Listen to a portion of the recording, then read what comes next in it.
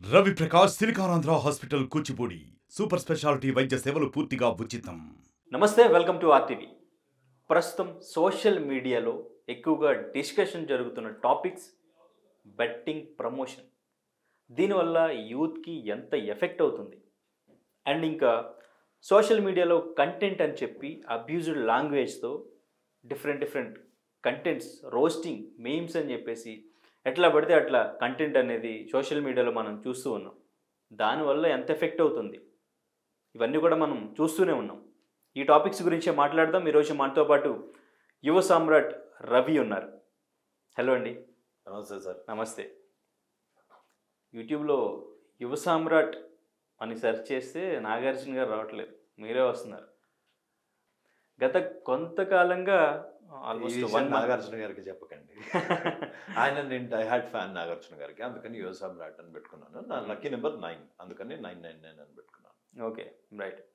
1 మంత్గా మీరు ఈ దాడి 4 years నుంచి, అంటే ఈ 1 month నుంచి ఇంటర్వ్యూస్ ఇవ్వడం. అప్పుడు నేను యుఎస్లో ఉండే కాబట్టి నాకు ఆధారాలు సేకరించడం కుదరలేదు. ఇప్పుడు ఇండియాలోకి వచ్చాను కాబట్టి ఎంతో కొంత బాధితులతో మాట్లాడాను, వాళ్ళ వల్ల నష్టపోయిన వాళ్ళతో మాట్లాడాను. వాళ్ళు ఇచ్చిన ఆధారాలే మీకు పంపించాను. ఓకే. ఈ 10 days గ్యాప్ తీసుకున్నారు మళ్ళీ మధ్యలో. అవును. ఎందుకని గ్యాప్ తీసుకున్నారు? కొంచెం నిరాశ, కొంచెం నిస్పృహ, and at the same time నా గొంతు నొక్కే ప్రయత్నం ఒక ప్రముఖ ఛానల్లో డెఫినెట్గా అయ్యింది. ఎక్కడైనా మీరు ఇప్పటివరకు చూసుంటారు, అభియోగాలు మోపబడిన మనిషి మోపే మనిషి, అది అభియోగం కాదు, నిజం. నేను రాసేస్తా బాండ్ పేపర్ మీద. సో ఇద్దరిని కూర్చోబెట్టి ఇంటర్వ్యూ చేయడం కుదురుతుంది. లేకపోతే కనీసం ఇతని వాయిస్ జూమ్లోనో ఫోన్లోనో ఎక్కడో ఉన్నాయి. ఆ ప్రముఖ టీవీ ఛానల్కి కూడా రాకుండా హోటల్ రూమ్కి ఒక జర్నలిస్ట్ని ఆర్ ఒక యాంకర్ని పిలిపించుకొని ఆ రూమ్లో కూర్చొని ఇంటర్వ్యూ చేస్తావు. నేను ఆ ప్రముఖ ఛానల్కి ఇచ్చిన ఇన్వాయిస్ ఏదైతే ఉందో దాన్ని బ్యాంక్ స్టేట్మెంట్ లాగా చెప్పించి, ఆ బ్యాంక్ స్టేట్మెంట్లో సోకాల్డ్ యాంకర్ అకౌంట్ నెంబర్తో ఒక ఫేక్ ఇన్వాయిస్ చేసేది, అది కూడా same colour, same font use చేసి మరి ఇంత గొంతు నొక్కే ప్రయత్నం జరిగితే నోరు మూసుకొని దాని మీద నిరాశ చెంది, నిస్పృహ చెంది న్యాయస్థానం మెట్లెక్కుదాము అని డిసైడ్ అయ్యి ఈ 10 రోజులు బ్రేక్ తీసుకున్నాను. అంతే. ఏం చేశారు ఈ 10 daysలో? చెప్పా కదా, న్యాయస్థానం మెట్లెక్కుతున్నాం. ఎవరు రెస్పాండ్ కాలేదు ఇప్పటి వరకు. ఏ సెలబ్రిటీ నా పక్షాన్ని వచ్చి మాట్లాడలేదు. సో అందుకనే ఇంకా మనం ఇండియాలో మనకు అన్యాయం జరిగితే ఎవరి దగ్గరికి వెళ్తాం, అందుకే న్యాయస్థానం దగ్గరికి వెళ్తాం. Okay, right. అసలు మీరు యుఎస్ నుంచి ఇండియాకి రావడానికి రీజన్ ఏంటి? ఒకటి రెసెషన్, నా జీసీ ప్రాసెసింగ్లో ఉంది. నాకు మా ఫాదర్ చనిపోయారు, మా బ్రదర్ ఇన్ లా చనిపోయారు, ఫ్యామిలీలో నేను ఒక్కనే ఉన్నాను ఇప్పుడు. సో అందుకని ఇండియాకి కంప్లీట్గా మూవ్ అయిపోవాలని వచ్చేసాను. సో వచ్చిన తర్వాత మీరు అంటే 5 years నుంచి తను వీడియోస్ చేస్తున్నాడు. సో అప్పటి నుంచి ఈ ప్రమోషన్ అనేది చూసే ఉంటారు మీరు. ప్రతి ఒక మంచి పని చేశానని ముందు దాని వెనకాల చేసేది కోట్లలో వ్యాపారం, వ్యాపారం. రైట్. ఈవెన్ మీరు కూడా సోషల్ మీడియాలో చాలా యాక్టివ్గా ఉంటారు. అవును. వీడియోస్ డిఫరెంట్ వేరియేషన్స్తో సో అందరిని రోస్ట్ చేసేలాగా కూడా వీడియోస్ చేస్తుంటారు. రోస్ట్ అంటే దేని మీద రోస్ట్?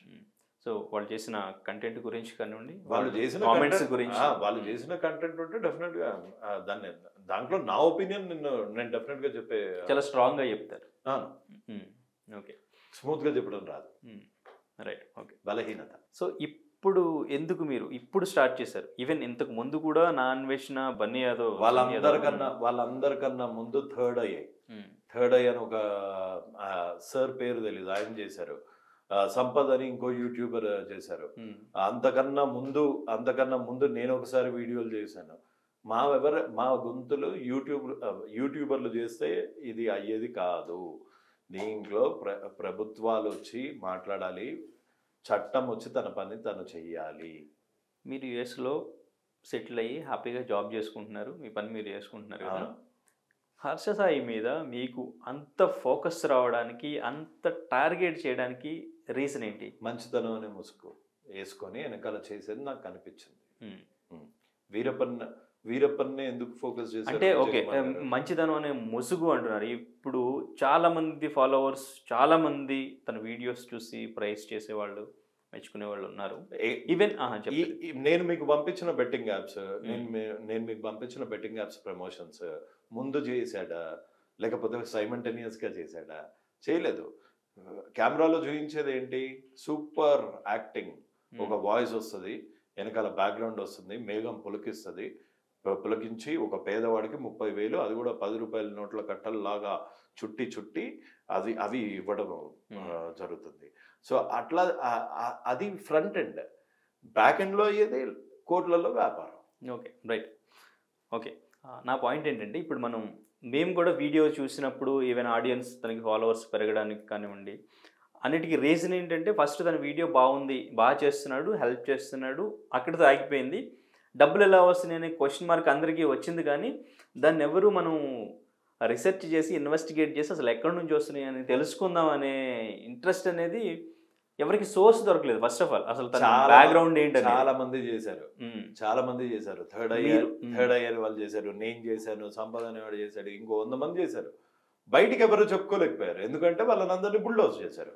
ఓకే, ఇది మీది డిజిటల్ ఛానల్ కదా, రేపొద్దున దీని కింద వచ్చే కామెంట్స్ మీరే చూడండి. ఒక డిజిటల్ యుద్ధం ప్రకటిస్తారు మీ మీద. ఓకే, మీరు దానికి రెడీగా ఉన్నారా?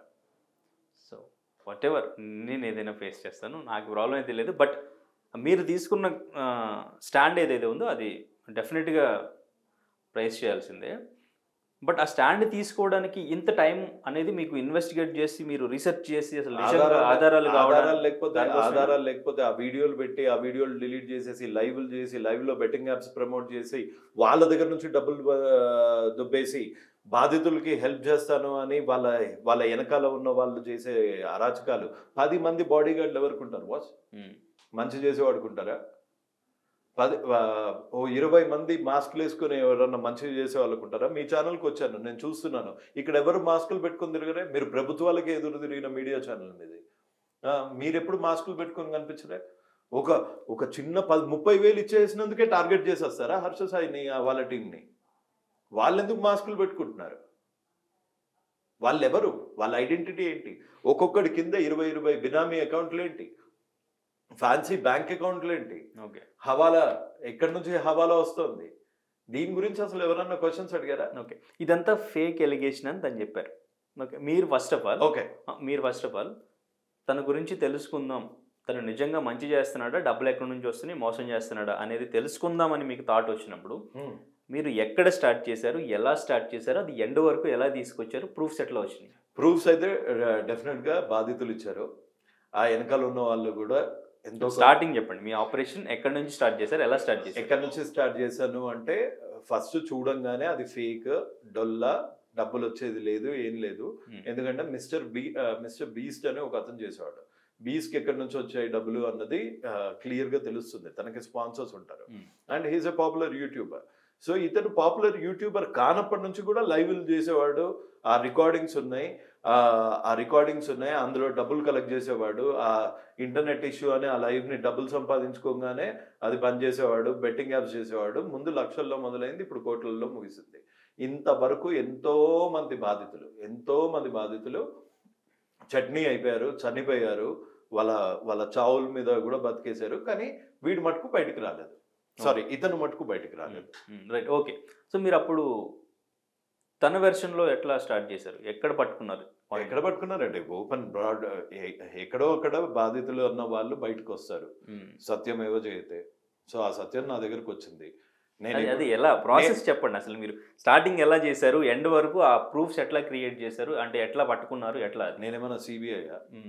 నేను 4 years చేశారు కదా దీని మీద మీరు. అదే మీకు ప్రాసెస్ మీద ఇంట్రెస్ట్, నిజం మీద ఇంట్రెస్ట్? నిజం ఇప్పుడు ఆ నిజం ఎట్లా వచ్చింది కూడా తెలియాలి కదా. నన్ను నిజం అడగండి. ఎవరికి తెలియని నిజం మీకు ఎలా తెలిసింది? నాకు ఎలా తెలిసింది అంటే చెప్పాను కదా, బాధితులు హెల్ప్ చేశారు, బాధితులు వచ్చి వాళ్ళే ప్రొవైడ్ చేశారు. ఈవెన్ మొన్న ఇంకొక లాస్ట్ ఇంటర్వ్యూలో మీరు ఫోన్ కాల్ తీసుకున్నది కూడా ఒక ఫేక్ పర్సన్ తీసుకొచ్చేసి అలిగేషన్ మళ్ళీ చేసి మాట్లాడతారా? అది నిజం అవుతుందా అన్న మళ్ళీ మాట్లాడతారా? అతను ఆధార్ కార్డు ఆ కావాలా? పర్సన్ ని తీసుకొచ్చి తను ఎంత ఆడాడు, తనతో హర్ష సాయితో ఇట్లా తను ప్రమోట్ చేయడం వల్ల ఇంత అమౌంట్ అండ్ ఇంకా 20 lakhs పెట్టి ఎవరు ఆడరు. ఒకవేళ ఆడినా కానీ అది బాగా డబ్బులు ఉన్న వాళ్ళు ఆడతారు తప్ప మిడిల్ క్లాస్ వాళ్ళు అయితే ఆడరు మిడిల్ క్లాస్ వాళ్ళు ఆడరా అని చెప్పేసి తన వెర్షన్ లో చెప్తున్నాడు. ఇప్పుడు ఏమంటారు? 2,000 20,000 చేస్తాను 20 నిమిషాల్లో అంటే మీరు ఆడతారా ఆడరా? ఉమ్. మీరు ఆడరు. మీకు స్థిత ప్రజ్ఞత ఉంది. మామూలు బక్కోడు ఆడతారా ఆడరా? అన్నా आपका नाम क्या है अन्ना? जाफर भाई, आपका 2020 मिनट में मैं 16,000 करके दूंगा. अब 2,000 देंगे 20 मिनट में यही पे टेबल पे देंगे. There you have an answer. కానీ 20 lakhs ఒక నార్మల్ గాయకి 20 lakhs అనేది పాసిబుల్ కాదు కదా. 20 lakhs పెట్టి ఆడాడు. 20 lakhs ఒకటేసారిగా అని చెప్పలేదే ఆ అబ్బాయి. ఆ అబ్బాయి over the period of 2 years లో అంత లాస్ అయ్యాడు. ఓకే, ఆ లోపల మీలాంటి వాళ్ళు ఎవరన్నా వాయిస్ అవుట్ చేసి ఇట్లాంటి వీడికి సోర్స్ ఆఫ్ ఇన్కమ్ లేదు, ఇతనికి సోర్స్ ఆఫ్ ఇన్కమ్ లేదు, యూట్యూబ్ మీద అంత రెవెన్యూ రాదు, ఇతను చేసేది ఫ్రాడ్ అని మీలాంటి వాళ్ళు ఇంకో మెయిన్ స్ట్రీమ్ మీడియానో పోలీస్ వాళ్ళు ఎవరో ఒకరు ఇన్వెస్టిగేట్ చేసి ఎక్స్పోజ్ చేసి ఉంటే ఈ 20 lakhs 1 lakh దగ్గర ఆగేదేమో, 20,000 దగ్గర ఆగేదేమో. సో ఇన్ని రోజులు జనాల్ని మోసం చేసి నార్మల్ వాడేవాడు 20 లక్షలు అంటే 20 లక్షలు కాదు 2 కోట్లు పోయిన వాళ్ళని కూడా చూపిస్తా. వాళ్ళు నార్మల్ కాదు, వాళ్ళు ఆగర్భ శ్రీమంతులు, నేనేమి వాళ్ళని ఆడమని చెప్పలేదు అంటే నువ్వు చేసిన వీడియోస్ స్పష్టంగా ఉన్నాయా లేదా? నేను మీకు పంపించిన వీడియోస్ లేకపోతే అవి మార్ఫుడా? డేట్లతో సహా ఉంది, ట్రాన్సాక్షన్తో సహా ఉంది, అకౌంట్ నెంబర్తో సహా ఉంది, ఫ్యాన్సీ అకౌంట్ నెంబర్తో సహా ఉంది. అవన్నీ ఎన్నైనా క్రియేట్ చేయొచ్చు అని చెప్తున్నాడు కదా. ఫ్యాన్సీ అకౌంట్ నెంబర్ కూడా క్రియేట్ చేయొచ్చా? పాన్ నెంబర్ కూడా ఫేక్ చేయొచ్చా? హవాలాది కూడా ఫేక్ గా క్రియేట్ చేయొచ్చా? ఇన్ని ఫేక్ గా క్రియేట్ చేయొచ్చా? ఇంకోటి, హర్ష సాయి పేరుతోని ఇప్పుడు నేను మీ పేరు చెప్పి వీళ్ళిద్దరిని మోసం చేస్తున్నాను, నా మీద కంప్లైంట్ ఎవరు ఇవ్వాలి? మీరు ఇవ్వాలి. హర్ష సాయి అని పేరు చెప్పి జరిగే స్కామ్స్ కి కూడా డైరెక్ట్ గా హర్ష సాయి చేతుల్లోనే అవుతున్నాయి. ఓకే, మీకు ప్రూఫ్స్ కావాలి కాబట్టి ప్రూఫ్స్ ఇస్తాం. మా వాళ్ళకి కూడా హెల్ప్ చేస్తాను అని ముందు డబ్బులు ఎంతైనా పే చేయండి అని. పాపం వాళ్ళు చాలా ప్రాబ్లం, వాళ్ళ పాప కూడా చనిపోయింది. హెల్ప్ చేస్తాను అని 5K 4K ఫస్ట్ డిపాజిట్ చేయండి, తర్వాత మీకు ఎంతో మనీ వేస్తాము అని వాట్సాప్లో వీడియో కాల్ చేసి కూడా మాట్లాడతాను. ఆ వీడియో ఉంది, మీకు ఒకసారి పెడతాను చూ. సో ఇక్కడ ఏమవుతుందంటే ఇనీషియల్గా ఈ డబ్బులు ఎవరికి వద్దు, బాధలు ఎవరికి లేవు, ప్రతి ఒక్కళ్ళు అప్రోచ్ అవుతారు. ఈ వెనకాల ఉన్న 20 మంది వాళ్ళు ముసుగు వీరులు ఏం చేస్తారు అంటే ఈ బాధితుల్ని ట్యాప్ చేస్తారు. ట్యాప్ చేస్తే మా అమ్మాయి పెళ్లి సార్ నాకు 10 లక్షలు కావాలి అన్నారు అనుకోండి. అనగానే ఉండండి నాకు మీ బాధ అర్థమైంది. ఇక్కడ కాదు, బీహార్, ఒరిస్సా, పాకిస్తాన్లలో కూడా చేస్తున్నాడు ఇదే ఫ్రాడ్.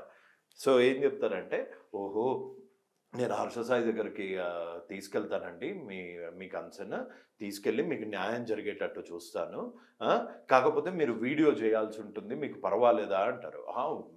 వీడియోది ఏం పోయింది, మా మొహాలు వేసుకోండి, అదంతా వేసుకోండి అనగానే ఇమీడియట్గా ఒక 10 లక్షలు రెడీ చేసినట్టు ఒక సూట్ కేసు రెడీ చేస్తారు. ఆ సూట్ కేసు వీడియో పంపిస్తారు. నేను బ్యాంక్కి వెళ్తున్నానండి, మీ డబ్బులు డిపాజిట్ చేయడానికే అంటారు. బ్యాంక్కి వెళ్ళినట్టు చూపిస్తారు. బ్యాంక్కి వెళ్ళంగానే మేనేజర్తో కూర్చొని మాట్లాడుతున్నట్టు కూడా చూపిస్తారు. చూసిన తర్వాత సార్ ఈ 10 లక్షలకి GST లేదు, 10,000 15,000 లేకపోతే 1,00,000 ఎంత దొరికితే అంత, మోసానికి హద్దులు లేవు. సో ముందు 20% కాబట్టి 2 లక్షలు కొంచెం తొందరగా వేసేయండి, తొందరగా వేసేస్తే మీకు ఈ 10 లక్షలు పంపించేస్తారు. 10 లక్షలు వస్తున్నాయి కదా, హర్ష సాయి మొహం పెట్టుకొని చేశారు కదా, ప్లస్ వీడియో కాల్లో కూడా ఉన్నాయంటున్నారు.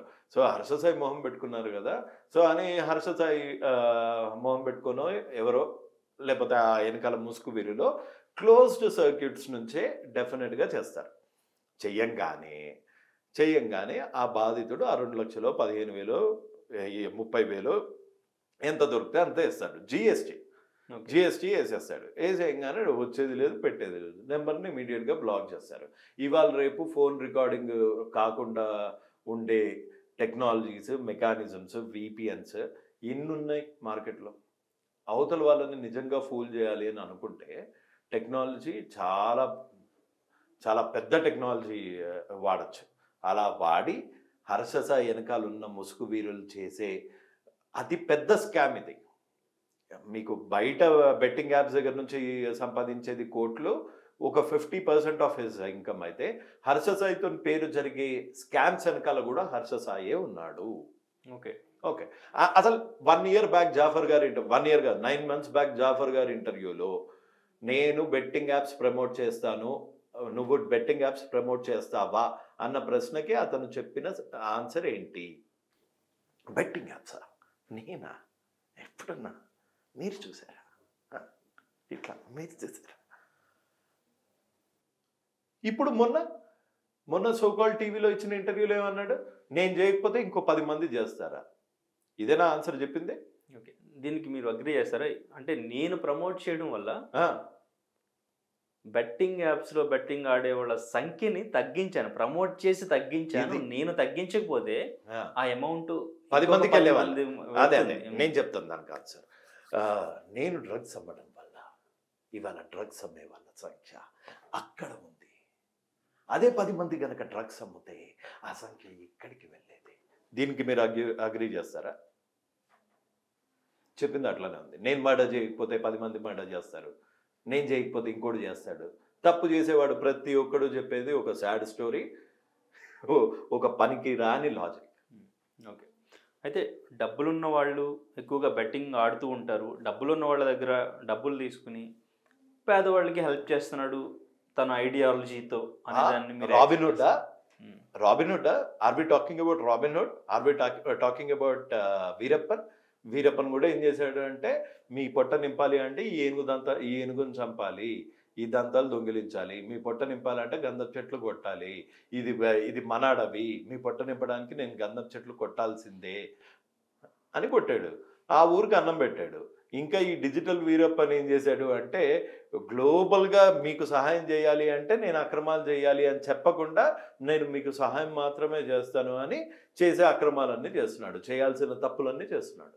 ఓకే, ఈవెన్ తన పర్సనల్ ఇన్ఫర్మేషన్ కూడా మీరు తీసుకున్నారు అంతా, తన గ్రాడ్యుయేషన్ గురించి కూడా. గ్రాడ్యుయేషన్ చూపించాడా? గీతం యూనివర్సిటీలో చూపించాడా? సర్టిఫికేట్ చూపించాడా? ఎన్ని క్రెడిట్స్తో పాస్ అయ్యాడు? ఇంజనీరింగ్లో జాయిన్ అయ్యాడా? ఎన్ని క్రెడిట్స్తో జాయిన్ అయ్యాడు? మఖల్నాల్, టుఫర్నాల్, ఫకల్నాల్ అనుకుంటూ దునియా చెత్త యూనివర్సిటీలు ఉన్నాయి. బేస్డ్ ఆన్ క్రెడిట్స్ ఇంజనీరింగ్ అయిపోయింది అన్న సర్టిఫికేట్. గీతం నుంచి సర్టిఫికేట్ చూపించమనండి.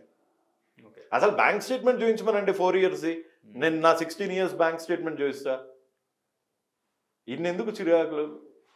ఆ వెనకాల ఉన్న ముసుగు వీళ్ళది ఈ స్టాఫ్కి, ఈ 10 మంది బాడీ గార్డులకి డబ్బులు ఎవరిస్తున్నారు, వాళ్ళకి పిఎఫ్ ఉందా లేదా, వాళ్ళకి ఈఎస్ఐ ఉందా లేదా, హెల్త్ కేర్ బెనిఫిట్స్ ఉన్నాయా లేవా, అసలు జిఎస్టీ కడుతున్నాడా లేదా, అసలు ఆంధ్ర, మీరు మెయిన్ టాపిక్ నుంచి డీవియేట్ అవుతున్నారు. ఆంధ్రాలో బెట్టింగ్ లీగలా?